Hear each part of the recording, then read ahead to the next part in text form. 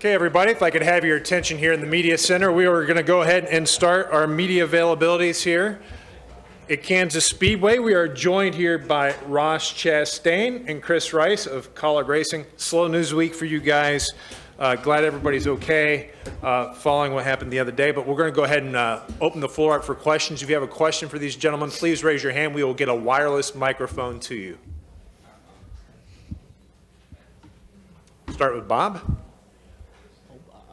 Bob Pockris, Fox Sports. I guess primarily for Chris, were you able to salvage anything out of that truck? And was there any consideration, were you able to salvage anything out of that truck?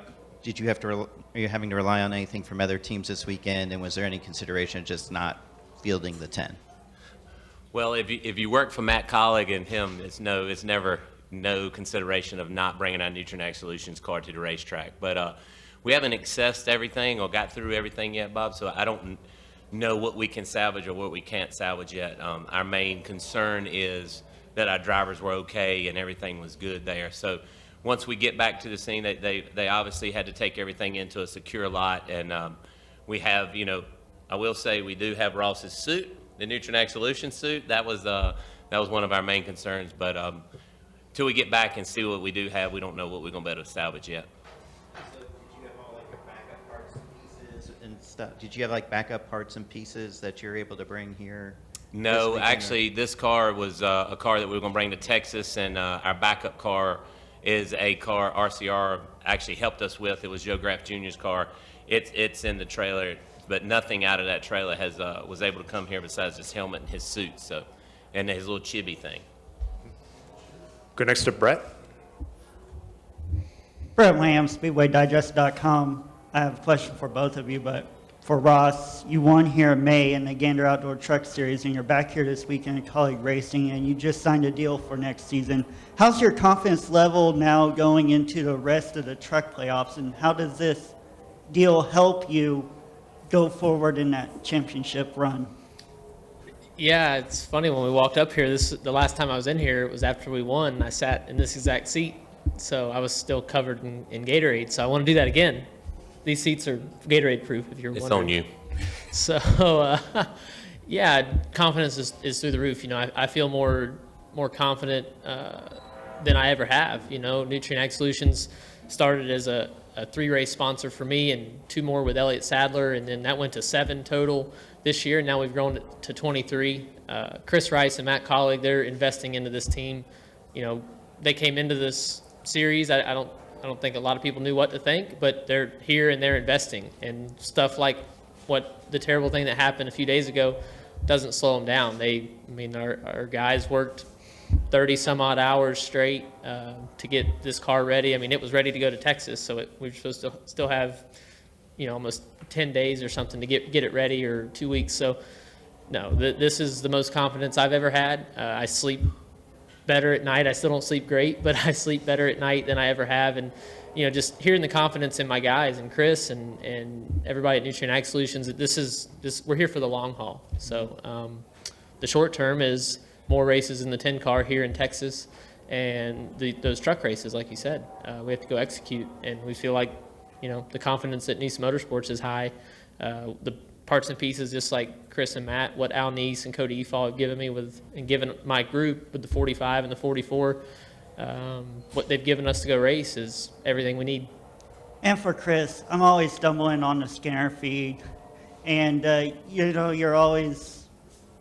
an upbeat, you're always laughing. How does that translate into performance-wise into a team, whereas, just being like all serious and stuff, it's still serious, but you're always out there trying to have fun and you stand out from the other owners. Just talk about what you get out of that in a good way that puts positive energy into your team. I'm glad you noticed that, because that is me. That's my mom. It probably came from my mom that runs South Boston Speedway. But if you notice, from any time we have an incident at College Racing, I kind of go on a hiatus on my social media, because I am such a positive person that every day I post something to help somebody. And the reason why is, when I was a kid, I'll be dead honest with you, I wasn't I wanted to do more than what I did, and I was a bigger guy, so I couldn't. So I always poor Chris, it was always poor Chris. Why this? And then one day it clicked. My mom and my dad are very successful at what they do, and I do that because I want to help everybody. Somebody, throughout the world might need the positivity, and that's the reason I do it. I don't do it to bring light to Chris Rice or. We hired A.J. Allmendinger to come in. I know our race team is not ready to win at certain racetracks, so we need help to do that. Justin Haley went out and got Justin Haley, somebody that can be so good at making points and doing things, and we get into the playoffs and we kind of fail him. So I have to pick the guys back up, and it's my job to do that. Matt Collick is amazing at doing that, even through the tough times. So if I'm going to post that and be that person on social media, that's got to be Chris Rice when you see him real life sitting up here. I've done it the 2 wins that we've had. I walk into the media center and I want everybody. I feel like it's always a funeral in there, and I want it to be happy because you guys make our sport. So when you hear that from me, that's genuine Chris Rice because of those situations. Okay, we'll go to Jeff, we'll go to Steve, we'll go to the gentleman in black, and then to Dustin. Hey, Ross, Jeff Gluck from The Athletic. When all these people around you were telling you, it's going to be fine, when you were at your lower points, did you really believe them, or did you have doubts like, I don't know if it's going to be fine? No, I believed them because they believed in what they were saying. So, yeah, I believed them. Steve? Steve Post, Motor Racing Network. Chris, do you ever get scared to answer your phone? I mean, when I look at the last few months, going back to Nick's situation and some dust up with the rules and changes of drivers and new drivers, what's the last couple of months been like? I know you shine on to be a team manager, but I'm not sure you're getting a full dose of a little bit of everything. Well, yes, I do get scared to answer my phone sometime. I'll tell you a quick story. I think I told everybody this the day that Nick passed away. Nick's phone called me. And it was 8:30 in the morning or whatever, and I was like, why is Nick calling me on that morning? And when I picked up the phone and it was not Nick, it changed my life. So the other day when I'm working on something with our shop foreman, my 11 group is calling me, just regular calling me, and I'm like, oh gosh, something's wrong. I pick up the phone and the 10 trailer has wrecked. And I don't even know how to state it other than it takes your gut, because this is something that I feel like the day Matt Collick and Blake Cook talked to me about doing this, I put my heart and soul in because I knew that I wanted to build a winning race team for drivers that's going to go on cup racing. And with Matt's ability to help us with sponsorship. So when people call me, yes, it's tough. And I told my wife actually helped me when we was driving down there to the scene this weekend, because there was no way I would have been a danger to everybody on the road. So I went and picked her up, and I said these words, and don't ever say this. I'm going to go and tell y'all this. What else can happen? Don't ever say that, because that night driving home at 3 a.m., I got stopped by a cop, and we lost our dog that night. We lost our dog that we had for 12 years that had actually basically saved my wife's life. So when I said that, it is something else that can happen. Praise the Lord, we found our dog yesterday at 1:20, which is, by the grace of God, it was 4 miles away, a little bitty dog. So it's always something else, but the positive are we're in a great sport. I mean, everybody in this sport reached out to me, from people, Joe Gibbs Racing, Stuart Haas Racing, Rodney Childress. I want to call him out because he texted me and said, I'll send my entire team up there to help you if you need it. Just amazing the amount of support. I'm calling Ross, trying to get him on the phone. He's in Phoenix, Arizona doing race stuff, and his phone's going crazy, so I'm sure he hates to see me call him, and so it's like, yeah, I get very scared to answer my phone now. When my truck drivers don't call me, and I know we're going to walk into the garage, I know we're good. Hey, Jonathan Field with RacingExperts.com. My first question goes to Ross. You've been doing a little bit of trucks, a little bit of Cup, a little bit of Xfinity. Will that continue next season now that you've had plans for full Xfinity schedule? Yes, a lot of everything I can get my hands on. Awesome. And my question goes over to Chris. You've been doing, obviously, the 11 car full-time this season, the 10 and the 16 occasionally. Will that the third entry continue going into next season now that you have 2 full-time cars? Absolutely. Our goal is to have a winning Xfinity program throughout all of our race cars. And to be able to win, we need people to make our cars and keep the 10 car and the 11 car at check. So we will race AJ Allmendinger at the road courses. We will run all the speedways with the 16 car. And we were sitting in victory lane at Charlotte, and AJ's like, I just want one thing. And I'm like, oh gosh, he's going to ask for the purse, but he wants to run Martinsville. So we'll probably run him in Martinsville in the 16 car. So yes, we will run, as long as everything keeps going, we will run 3 next year at certain times, but not all the time. We'll go to Dustin, and then we'll finish off with Nate. Dustin Long, NBC Sports. Chris, I've got a couple quick questions. What's your dog's name? What kind of dog is it? We have a Lhasa Apso. It's a rescue. What was that? It's a Lhasa Apso, I guess you would say. It looks like a Shih Tzu. And I like saying that because I don't very seldom cuss, and that sounds like I'm cussing. But no, I'm just kidding. It's a Lhasa Apso, and its name is Kiki, K-I-K-I. And just a quick story, how it saved my wife's life is she's allergic to shellfish, and she woke my wife up one night. Just kept beating on her and woke her up, and she was actually having an allergic reaction to the shellfish. And if not, she would have never woke up, and it swells her throat. And that dog is sentimental to us in many ways, but that's one of the big ways. And I'm telling you guys, if dog ever ran away from you, that's a lot harder than losing a dog that just passes away. How long ago was that when Kiki saved your? It was about a year and a half ago. Yeah, so it's been a long time ago. Actually, Nicole got to meet Kiki at Talladega. Nicole's with Nutrient Solutions, and Kiki's a special dog. She either likes you or she doesn't. So Nicole's trying to rub her, and she's giving her like the half a teeth that she has, and I'm like, she might not want to touch you.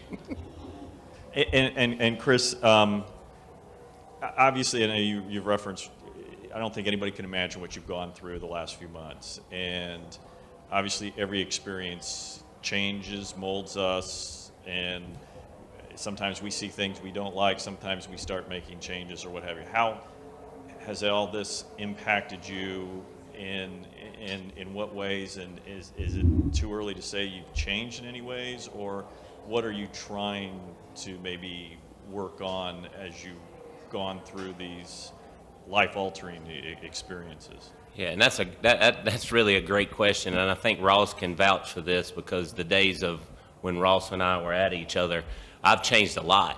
I do not expect tomorrow. I just know that I don't never know what day is coming next. You know, when you deal with what I've dealt with this year, I take what we have today and try to make the best of it. And when I wake up tomorrow, I'm glad that I woke up, and I'm going to help the next person. But I'm ready at any time, but I'm trying to change in a way that everybody that I see knows that I'm not a person. I'm very competitive. I will say that I'm still very competitive, and I still want to win races, and it's all about the 11 and 10. But at the end of the day, I love everybody that's on the earth, and I respect what everybody's done for me, our race team, my family, and I let everybody know that now. To where before, when I was competitive, no matter if Ross walked by me, if he was racing against me, I wouldn't speak to him. I'll try to talk to everybody, no matter whether they spun each other out the next day. That the racing is minimal to what I've went through this year. Nate?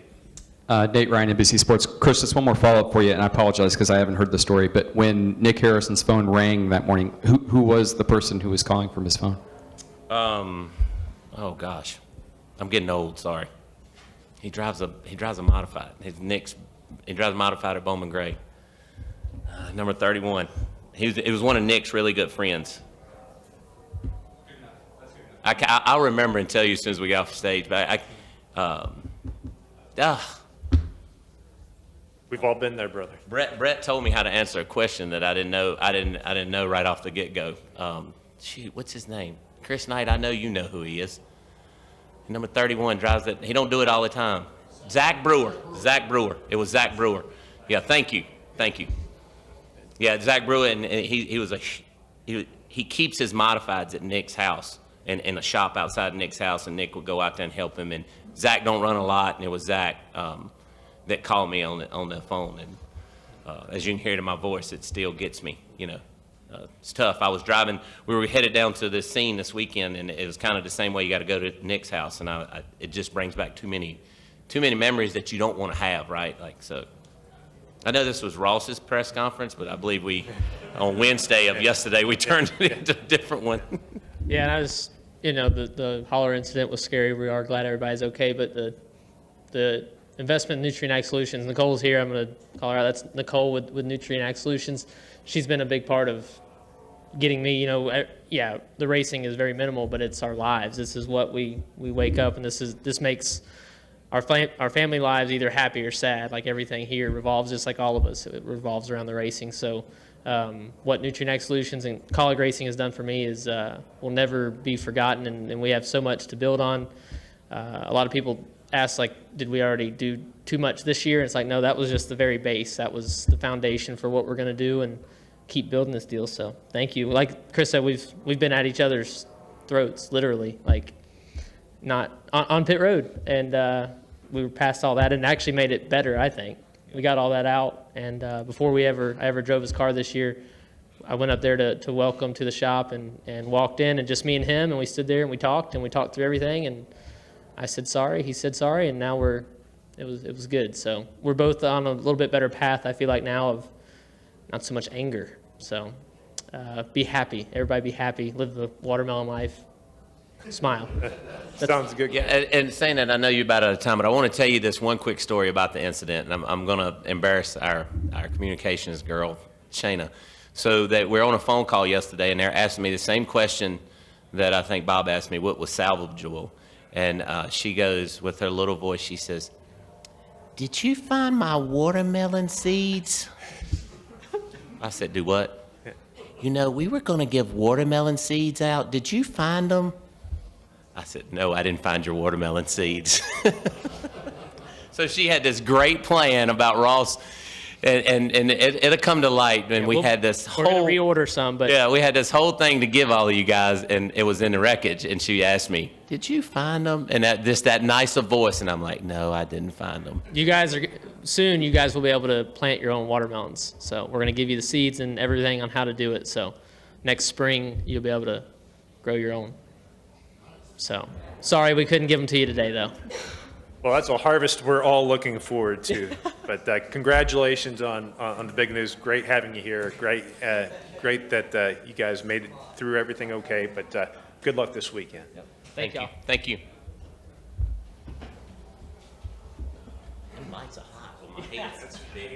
Appreciate it.